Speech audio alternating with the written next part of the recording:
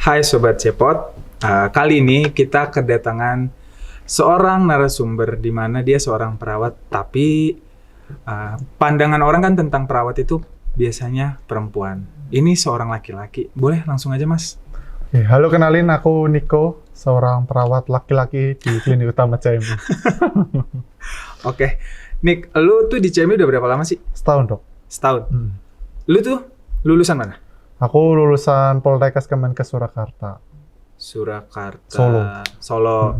CMI ini kan basisnya Bandung. dia di Bandung. Lu lulusan Solo tahun? 2022. Berarti lu fresh banget, langsung kerja di CMI? Iya, fresh banget. Oke, lu langsung hijrah lu ke Bandung dari Iya. Solo setelah lu lulus. Kenapa lu nggak kerja di Solo aja?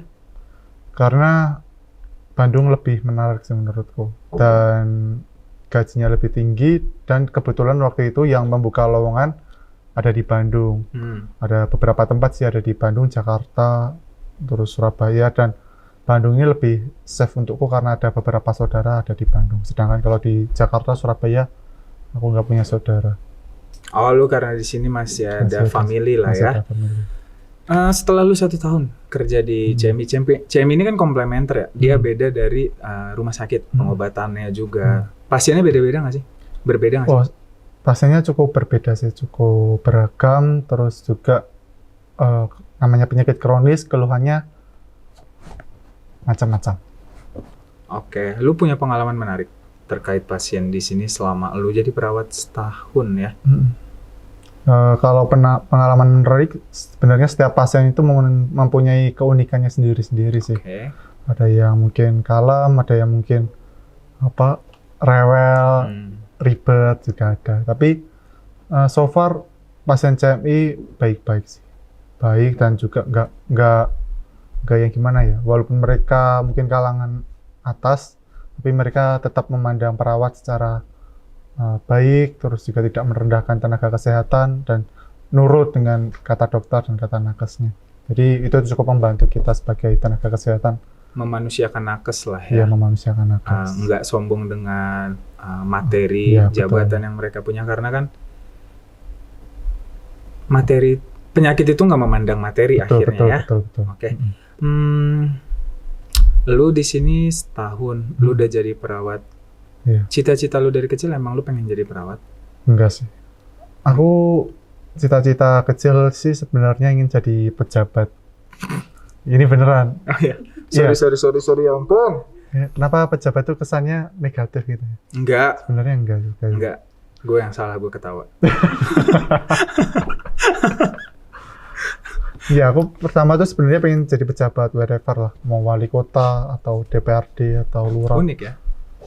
Iya. Kan kalau anak-anak tuh Atau presiden. pengennya jadi astronot lah, pilot lah, dokter lah.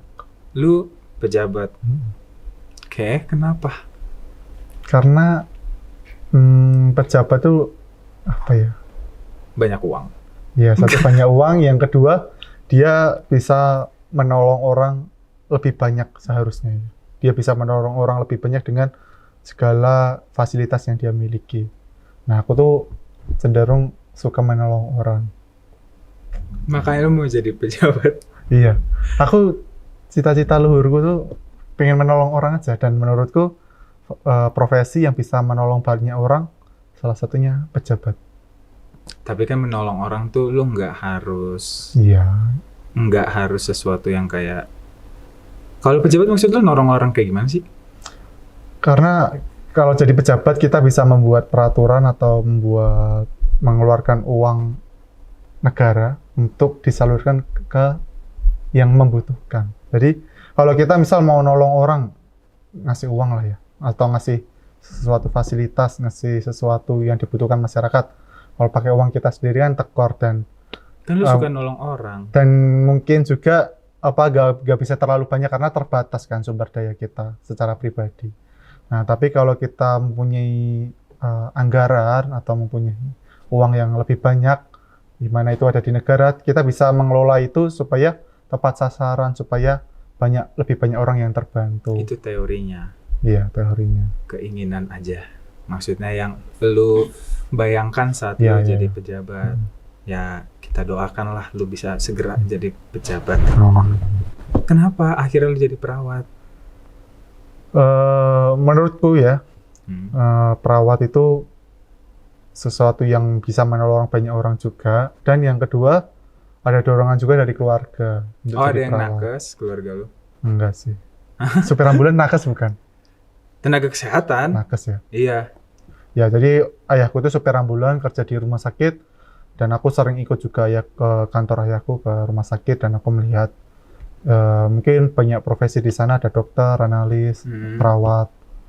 Jadi aku mikir kalau jadi dokter aku tidak sepintar itu, kalau jadi perawat masih bisa lah. Akhirnya aku mencoba untuk daftar perawat, dan akhirnya keterima, dan akhirnya aku jalani sampai sekarang. Berarti lu karena jiwa lu yang mau menolong orang, terus lu Diketemukan dengan sosok ayah lu sosok yang di rumah sakit. nakes ya, yang driver ambulan. Iya. Kalau lu boleh gambarin diri lu nih, Hmm. lu tuh apa? Sifat lu seperti apa? Sifatku sih suka berbagi dan suka menolong sih. Satu kata? Baik. Enggak, ambigu. Apa ya? Satu kata aja.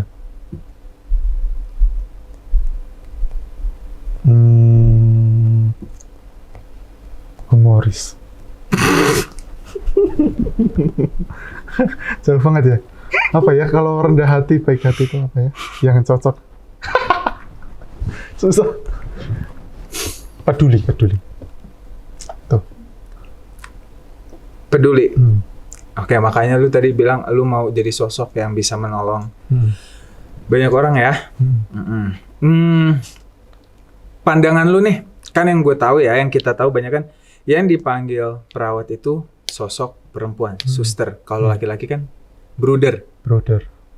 Pandangan lu sebagai seorang perawat laki-laki itu gimana sih? Menurutku nggak ada yang salah sih dengan perawat cowok ya, karena perawat cowok juga zaman sekarang dibutuhkan, dan bukan dibutuhkan lagi tapi sangat dibutuhkan. Nah, mungkin karena stigma aja sih cowok jadi perawat itu aneh, karena mungkin zaman dulu perawat itu kan basicnya asal usulnya dari Belanda, citra awalnya Florence Nightingale itu kan orang Belanda.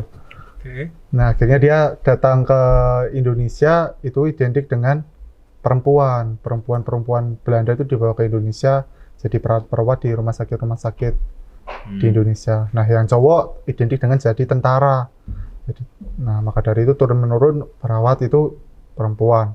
Akhirnya stigmanya perawat itu harus cewek.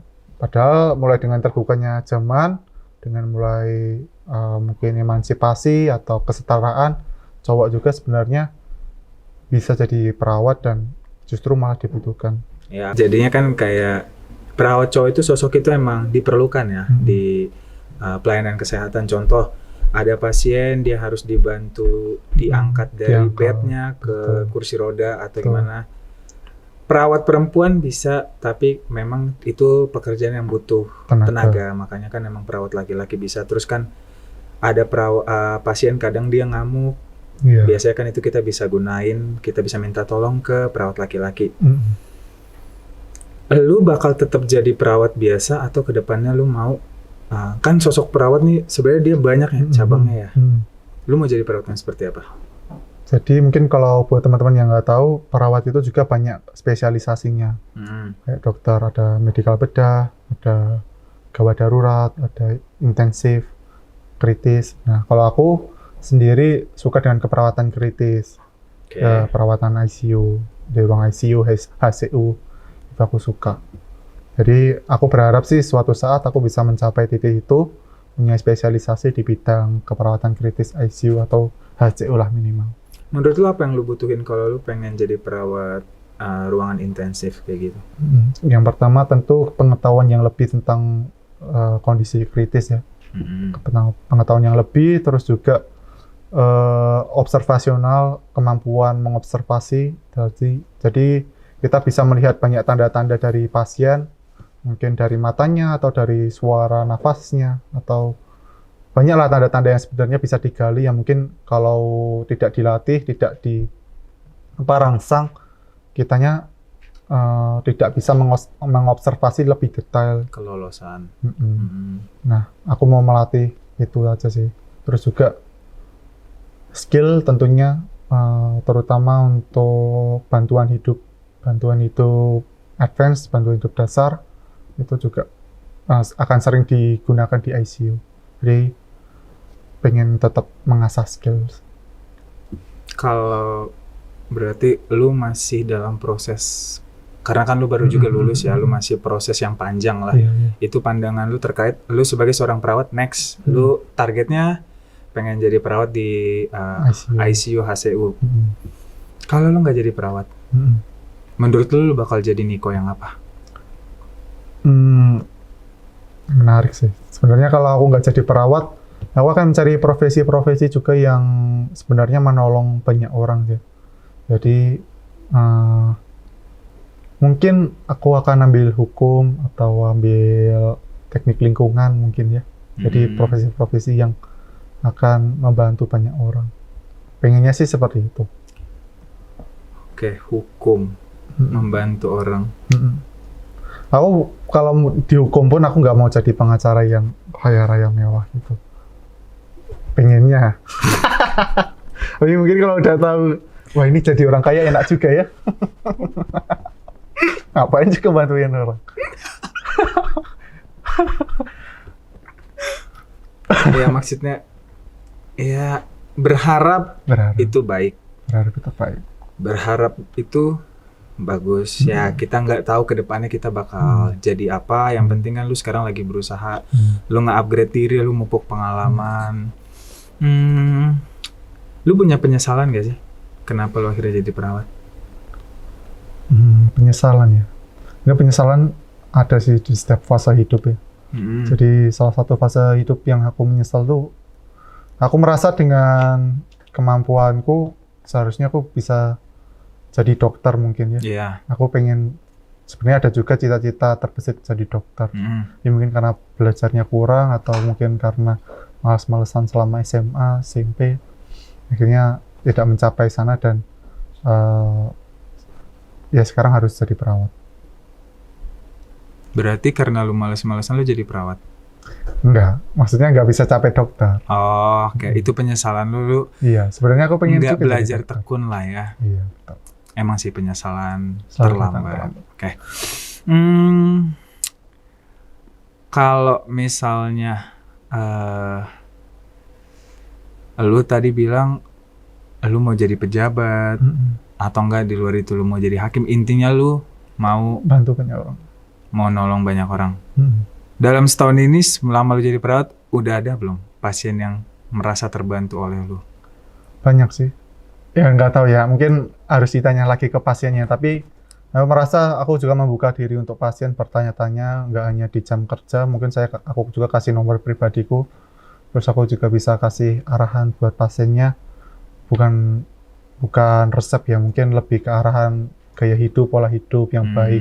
Terus kalau misal terjadi ini, dibawa ke sini. Kalau terjadi ini, hubungi ini. Nah, aku coba untuk membantu tanpa imbalan pun, tanpa ada uang lebih, tanpa jasa lebih, aku juga membuka diri untuk itu. Terus juga aku mencoba selama bertemu pasien tetap tersenyum, terus juga memberi pelayanan yang terbaik. Menurutku itu salah satu bentuk rasa peduli kepada pasien. Ya lu menjembatani lah ya, kayak lu nggak menutup diri, maksudnya lu sampai ngasih nomor pribadi ya ke pasien. Lu nggak terganggu? Enggak sih. Mungkin kadang-kadang kalau kalau memang sedang ingin istirahat, tapi kadang-kadang pasien nelpon, ya mungkin agak rasa terganggu. Tapi ya udah kan paling cuma ngelatin 5 menit, 10 menit kan.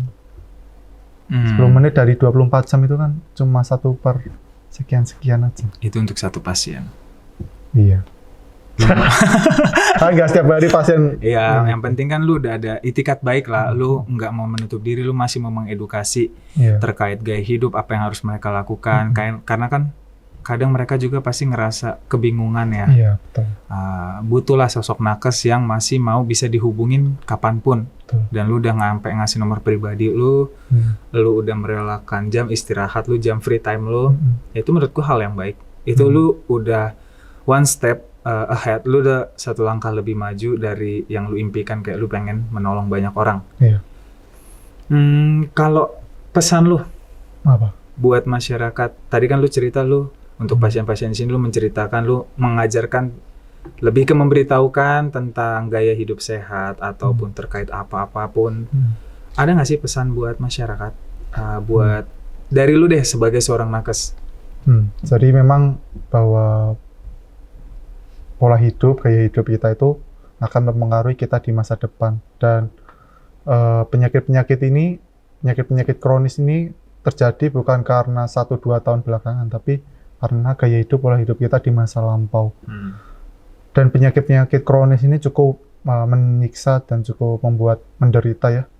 Jadi selama kita masih bisa melakukan yang baik, lakukanlah yang baik untuk diri kita sendiri, sayangilah diri kita sendiri.